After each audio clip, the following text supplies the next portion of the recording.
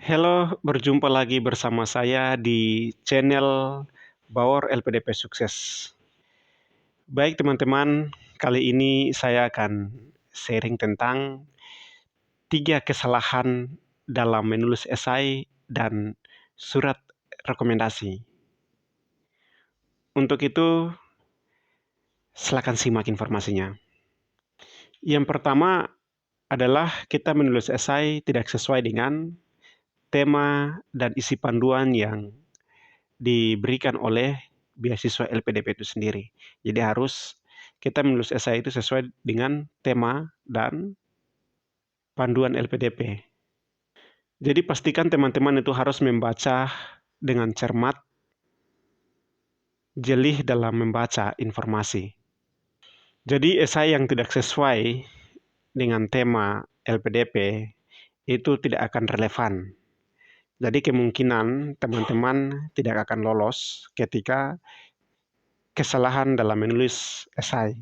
Makanya untuk itu pastikan dengan benar, dengan cermat, bahwa setiap tulisan yang teman-teman tulis itu harus dibaca kembali, disesuaikan dengan tema dan format beasiswa LPDP. Jadi setiap tahun itu biasanya ada kebijakan-kebijakan baru. Misalnya di tahun 2024 ini, beasiswa LPDP sendiri pasti punya kebijakan tertentu. Makanya teman-teman harus lihat dengan cermat dan teliti bagaimana temanya, bagaimana panduannya. Seperti itu. Kemudian yang kedua adalah menulis surat rekomendasi yang berkualitas. Surat rekomendasi yang berkualitas itu harus ditulis oleh orang yang mengenal kita, orang yang tahu tentang kita. Misalnya di kampus. Di kampus kita meminta surat rekomendasi dari pihak fakultas atau pihak prodi, lalu kita harus beritahu bahwa saya sedang mengikuti beasiswa LPDP. Untuk itu, saya mohon bimbingan dan mohon dukungan dari Bapak untuk memberikan saya surat rekomendasi.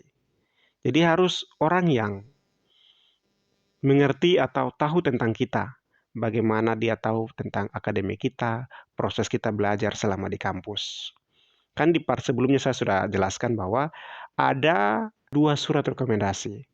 Surat rekomendasi yang pertama adalah surat rekomendasi dari kampus, dan yang kedua adalah dari tempat kita bekerja.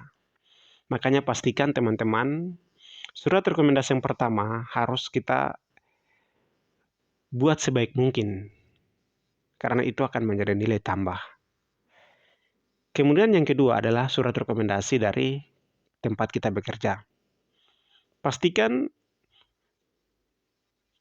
pimpinan kalian harus menulis surat itu dengan baik, bahwa kita bekerja sebagai seorang pekerja yang profesional. Seperti itu, jadi harus berkualitas. Jangan sampai kita meminta surat rekomendasi dari orang yang kita tidak kenal. Nah, ini berbahaya. Ini akan sedikit kesalahan terjadi, karena orang yang kita tidak kenal, lalu tiba-tiba memberikan surat rekomendasi. Itu dia tidak akan menulis apa-apa tentang kita. Justru itu akan sedikit melenceng sesuai dengan apa yang kita laksanakan selama ini di tempat kita bekerja maupun tempat kita kuliah di kampus sebelumnya. Jadi surat rekomendasi ini harus teman-teman perhatikan baik-baik. Begitu teman-teman. Kemudian kesalahan yang ketiga adalah kita membuat plagiat dalam menulis esai atau surat rekomendasi. Nah, ini agak sedikit berbahaya. Jadi teman-teman pastikan ini dengan baik-baik. Kita tahu bersama bahwa plagiat itu adalah tindakan yang agak sedikit fatal, dan itu adalah kesalahan yang akan berdampak pada kita punya tahap-tahap selanjutnya. Itu adalah kesalahan yang tidak terpuji, yang teman-teman harus tahu, ya. Jangan sampai hal itu terjadi. Pastikan semua yang teman-teman tulis itu adalah karya original dari teman-teman itu sendiri. Kenapa saya katakan itu? Ketika kita menulis esai, itu tidak sesuai kita plagiat, nah itu akan berdampak pada saat kita wawancara.